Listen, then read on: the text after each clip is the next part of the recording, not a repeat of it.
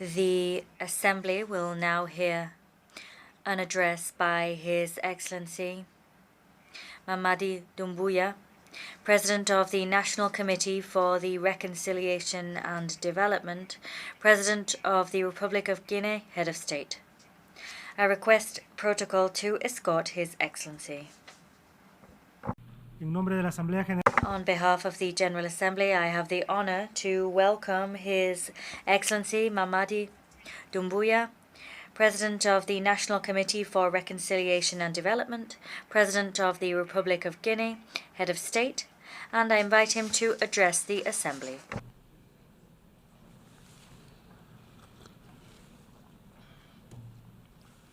Monsieur le Président, Mr. President, Excellencies, ladies and gentlemen, heads of delegations, Mr. Secretary General. At the outset, Mr. President,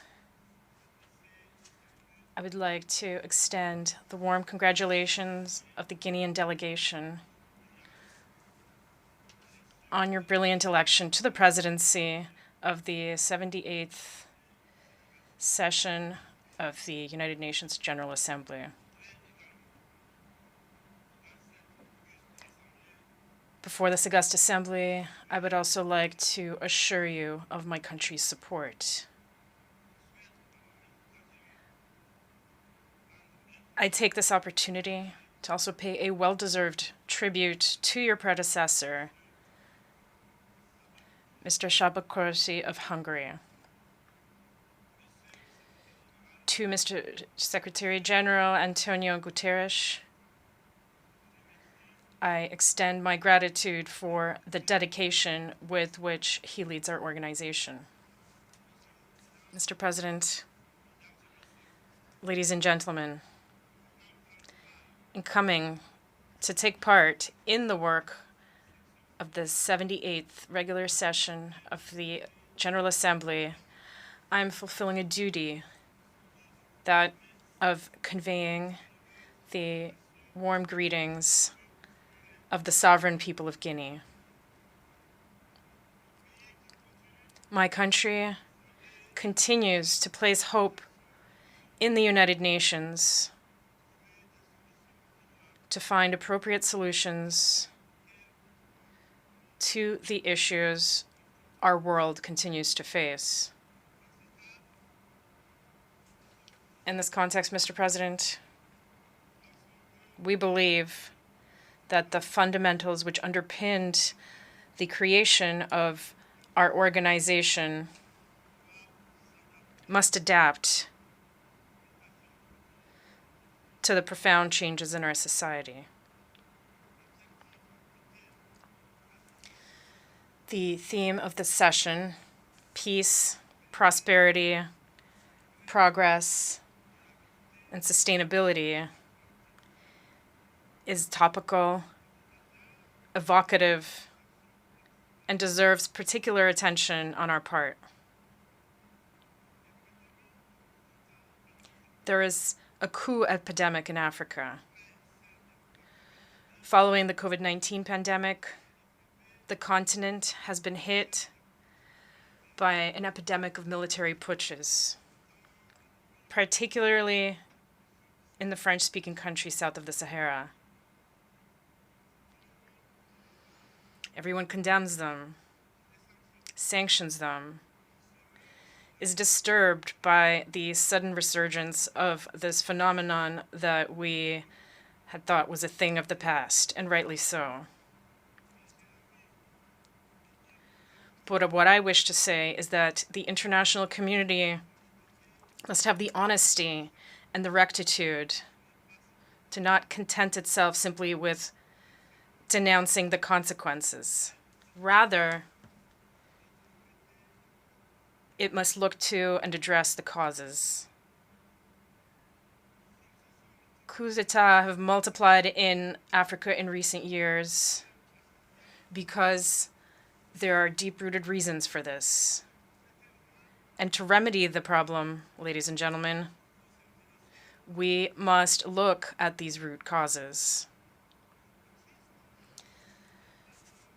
the putschist is not only the person who takes up arms to overthrow a regime. I want us all to be well aware of the fact that the real putschists, the most numerous, and those who avoid any condemnation, are also those who plot and scheme, who use trickery, who cheat to manipulate the text of the Constitution in order to stay in power eternally.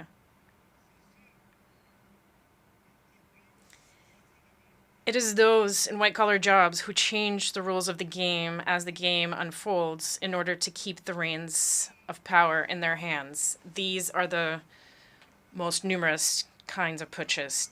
Mr. President, ladies and gentlemen, I am one of those who one day decided to shoulder our responsibility to prevent our country from slipping into complete chaos, into an insurrection. No political forces at the time had the courage nor the means to put an end to the duplicity that we were experiencing, as they were all completely neutralized back then. The institutional correction for which my brothers in arms and I took responsibility on September 5th, 2021, was only a consequence of that chaotic situation which had ended up tearing apart the social fabric of my country and undermining our coexistence. This is not an exhaustive list, but we believe that the transitions underway in Africa are due to several factors, including broken promises, the lethargy of the people, and leaders tampering with constitutions with the sole concern of remaining in power to the detriment of collective well-being. Today, the African people are more awake than ever and more than ever determined to take their destiny into their own hands. The unequal distribution of wealth creates endless inequalities, famine, and abject poverty, which make the daily lives of our populations increasingly difficult. These inequalities are part of the causes for the events that endanger our peaceful coexistence above all.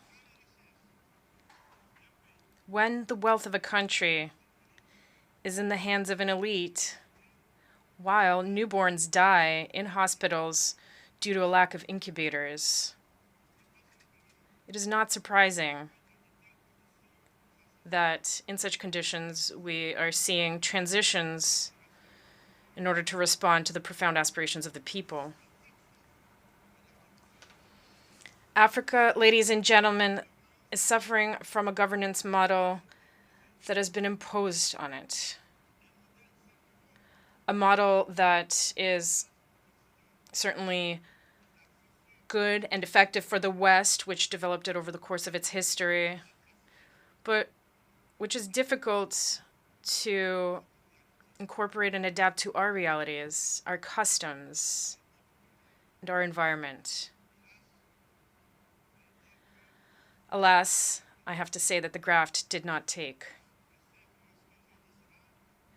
I know that when I say this, many will immediately say to themselves, oh, another warmonger who wants to wring the neck of democracy, or another soldier who wants to impose his dictatorship. However, I want to say very clearly, without hypocrisy, without pretense, eye to eye, we're all aware that this democratic model that you have so insidiously skillfully imposed on us after the La Baule summit in France. Something you've been imposing almost religiously. This model does not work. Various economic and social indices demonstrate this plain and clear. This is not a value judgment on democracy itself. Believe me, this is just taking stock of the situation. It's a balance sheet. Over several decades of chaotic experimentation with this model in our environment, we can make this observation. This was a period full of nothing but political games. And this, of course, has been to the detriment of what is essential, namely the economy and the local processing of our natural resources. Allow me to take this truth exercise a little further. Through my short but very intense experience of managing a state, Guinea, I have come to better understand the extent to which this model has, above all, contributed to maintaining a system of exploitation and plunder of our resources by others, and a rampant corruption of our elites. National leaders who have often been granted democratic labels based on their acquiescence or their capacity for selling off the resources and the property of their people, or perhaps their ease in giving in to the pseudo recommendations and injunctions of the great powers.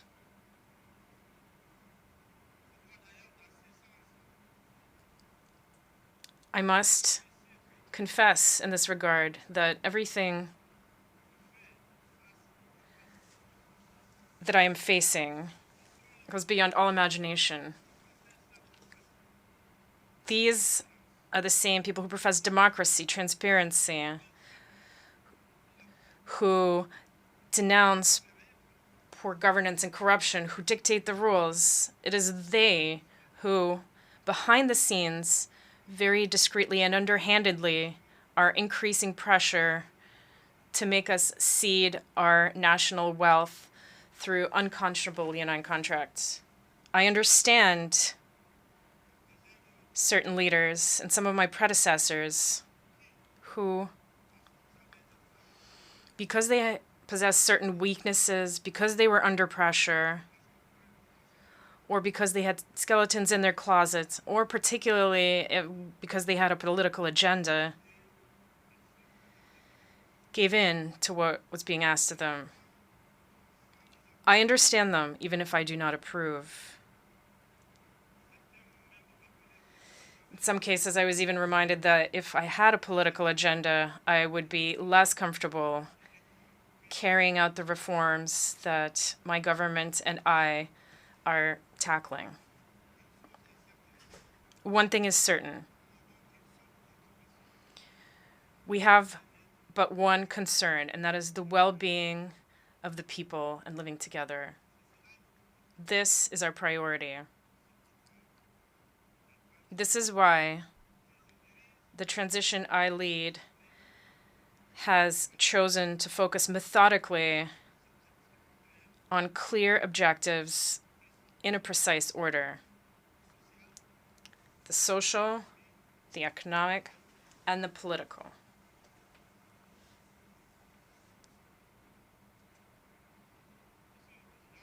Mr. President, ladies and gentlemen, I wear my uniform in service to my people, and I would be grateful if you would respect that oath. An oath to keep ourselves a respectable distance from divisions of all kinds that many attempt to fuel in our countries.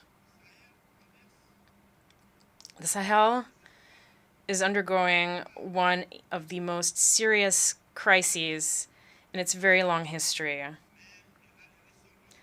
But it has the resources that are required to face it. Its legendary sense of diplomacy must be unleashed so that we can speak to each other without interference. It is for this reason that ECOWAS, whose vocation was economic, let's stop getting involved in politics and favor dialogue. The African people are tired, exhausted by the categorizations with which everyone wants to box us in.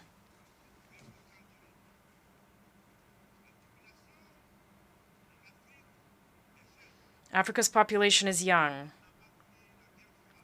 It did not experience the Cold War. It did not experience the ideological wars that have shaped the world over the last 70 years. That is why we, Africans, are insulted by the boxes, the categories, which sometimes place us under the influence of the Americans, sometimes under that of the British, sometimes the French, or the Chinese, or the Russians, and even the Turks. We are neither pro nor anti-American. We are neither pro nor anti-Chinese, nor pro or anti-French, nor pro or anti-Russian, nor pro or anti-Turkish. We are simply pro-African, that is all.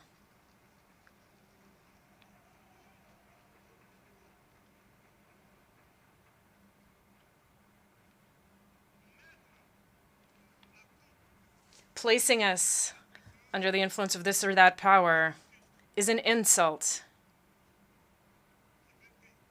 It is contempt and racism towards a continent of more than 1,300,000,000 people. It is important that in this prestigious and influential assembly, we understand clearly and definitively that the era of the old Africa is over.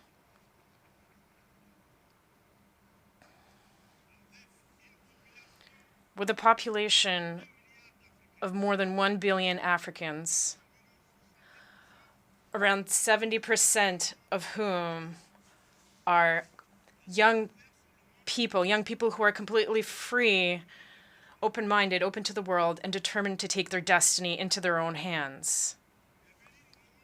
The time has come to realize that the structures, the rules from the post-war era,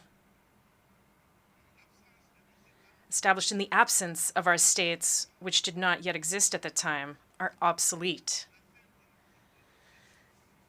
This is the end of an unbalanced and unjust era where we had no say in the matter. It is time to take our rights into account and to let us take our proper place, but also, and above all, it is time to stop lecturing us and to stop treating us with condescension like children. Rest assured that we're old enough to know what is good for us.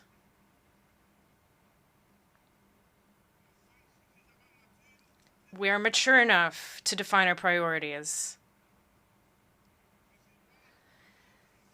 to design our own models which are in line with our identity, the daily reality of our countries and our populations, in line with what we are, quite simply. We would be very grateful to you if you trust us and let us run our business as you have allowed in certain regions of the world, as you have allowed in Asia, in the Near and the Middle East, to cite only a few. This infantilization that we have experienced has had the worst effects on African youth who are now emancipated. In this context, we are all challenged and called upon to carry out a better analysis of the situation with a view to initiating and pursuing new policies for the benefit of all. The international community must look to Africa with new eyes. It must now engage in genuine cooperation with Africa in a spirit of win-win partnership. I thank you for your attention.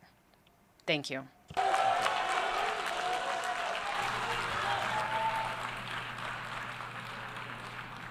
A nombre de la Asamblea, On behalf of the Assembly, I wish to thank the President of the National Committee for Reconciliation and Development, President of the Republic of Guinea, and Head of State for the statement just made. I request protocol to escort His Excellency.